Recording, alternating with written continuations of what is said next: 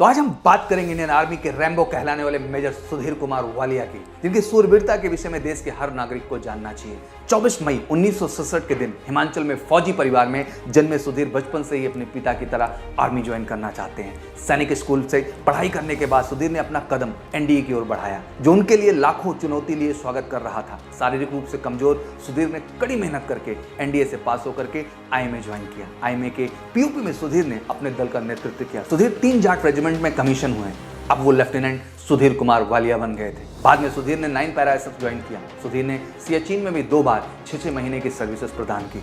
Major Walia को America में होने वाले कमांडो कोर्स के लिए चुना गया, जिसमें सुधीर ने टॉप किया था। मेजर वालिया को आर्मी चीफ का एडीसी भी बनाया गया। कारगिल युद्ध में मेजर वालिया को अपने बटालियन 9 पैरा के साथ 52,000 फीट की ऊंचाई वाले जोलो टॉप से पाकिस्तानियों को खदेड़ने का जिम्मा सौंपा गया। 25 जुलाई 1999 को कारगिल युद्ध खत्म होने से मात्र 1 दिन पहले किया गया हमला इतना खतरनाक था कि पलक झपकते ही 13 पाकिस्तानियों को मार गिराया। इंडियन आर्मी ने जोलो टॉप को भी अपने कब्जे में ले लिया। असाधारण युद्ध कौशल के लिए उनके साथी उन्हें रैम्बो कहते थे। कश्मीर घाटी में जब आतंकवाद चरम पर था, मेजर वालिया की पोस्टिंग अपनी टीम के साथ कश्मीर में हुई। 28 अगस्त 1999 की रात एक टिप मिलती है कि कुपवाड़ा जिले के हफरुदा जंगल में आतंकवादियों का एक गिरोह देखा गया है। टिप पुख्ता थी, इसलिए उसे इग्नोर नहीं किया जा सकता था। रात में अपनी टीम के साथ मेजर वालिया ने सर्च ऑपरेशन चलाया। रात भर चले ऑपरेशन में कुछ भी हाथ नहीं लगा। 29 अगस्त 1999 की सुबह जंगल की घनी झाड़ियों के बीच जब मेजर वालिया बढ़े तो उन्हें आतंकवादियों की कुछ आवाज़ सुनाई दी। मेजर वालिया अपने एक साथी के साथ रेंगते हुए ऊंची जगह पर बढ़े तो उन्हें केवल 4 मीटर की दूरी पर एक आतंकवादी दिखाई दिया और नीचे और आतंकवादियों का दल छिपा था। मेजर सुधीर ने एक गोली से नजदीक खड़े आतंकवादी का शिकार किया और दूसरे पर हमला कर दिया। वो आतंकवादी कूद कर नीचे चला गया। मेजर वालिया भी बिना कुछ सोचे नीचे कूद गए और आतंकवादियों पर धावा बोल दिया।